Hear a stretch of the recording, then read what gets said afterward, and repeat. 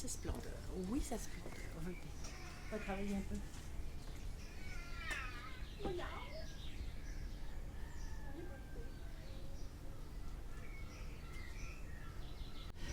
Voilà, je m'appelle Sophie Mathilde Thos.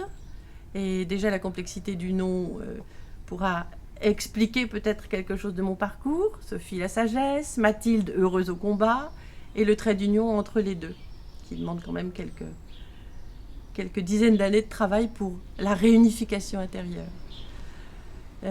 Pourquoi la sculpture, puisque c'est quand même ça qui nous réunit aujourd'hui. C'est un parcours un peu complexe, puisque j'ai d'abord commencé par le théâtre, la médecine, la psychiatrie.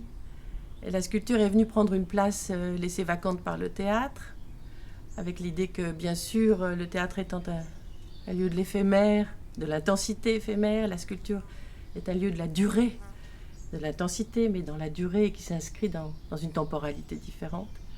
C'est ça qui est venu peu à peu s'imposer comme, je dirais, comme médium artistique ou d'expression. L'expression étant vraiment la nécessité d'une mise en relation. En Grèce, Siphnos, un potier, me met une motte d'argile dans les mains et ça vient tout seul. Off, une petite Aphrodite en sort. Ça m'étonne moi-même. Le deuxième temps, c'est je fais une garde dans une clinique pour cure et fatigués. Un atelier d'ergothérapie s'offre à moi pendant toute la nuit où j'avais rien d'autre à faire.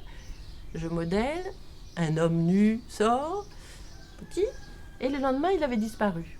Bon, intriguée, est-ce que c'est une censure? Est-ce que ça a plu à quelqu'un? Ça m'a un peu piqué au vif et j'ai commencé à tâter du matériau argile. Pour le sujet de ma sculpture, je pourrais dire que, au fond, les personnages sont venus là, se poser dans un espace qui était déjà aussi habité par le sens d'un espace théâtral. Au sens où c'est quelque chose d'intense, de resserré et qui est donné à voir. Ce qui m'intéressait et qui continue à m'intéresser, c'est plutôt ce qui se passe entre. Donc entre les êtres, entre les personnages que je peux représenter et de soi à soi. Ce sont des êtres habillés de leur corps d'énergie, avec la fine pointe de l'âme qui émerge au sommet, les visages. Ils sont en lien modulable, puisque les dialogues, on peut les déplacer. C'est ça qui m'intéressait aussi, c'est que ce soit une sculpture interactive et que la personne puisse, qui les adopte, puisse les positionner en fonction de sa propre intériorité. Je suis passée des dialogues au trialogue, puis des trialogues aux processions, des processions à la ronde, avec cette attention au groupe humain, comment il peut se constituer, se défaire, comment il peut travailler en synergie et œuvrer dans le sens d'une croissance. Pourquoi la nacre? Il m'est arrivé en bêchant le jardin de tomber sur des petits morceaux un peu intrigants. Ça devait être des morceaux que j'ai appris plus tard s'appelant troca, gros coquillages qui étaient empiécés, laissant des cercles. C'était tous les rebuts des gens qui ont travaillé certainement ici, dans tous les villages alentours jouxtant mes rues, puisque c'était une énorme industrie de fabrique de boutons. Et ça m'a vraiment intrigué ces objets. J'ai eu envie de les insérer dans quelques sculptures de façon un peu hiératique, en faisant des coiffes. Et c'est comme ça que de fil en aiguille, j'en suis venue à m'intéresser au musée de la nacre, à rencontrer les personnes qui y travaillaient et que m'a été confiée cette possibilité, avec quelques morceaux qu'on m'a donnés, de les insérer dans des sculptures, qui a été un petit peu le fil conducteur de notre travail pour cette exposition.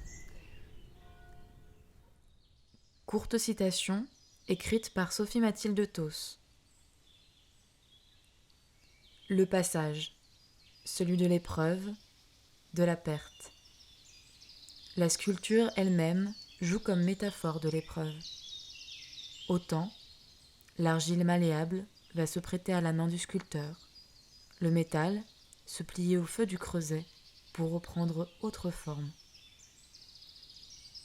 Autant l'être, au creuset de l'épreuve, du manque, de la faille, va devoir se transformer pour vivre et survivre.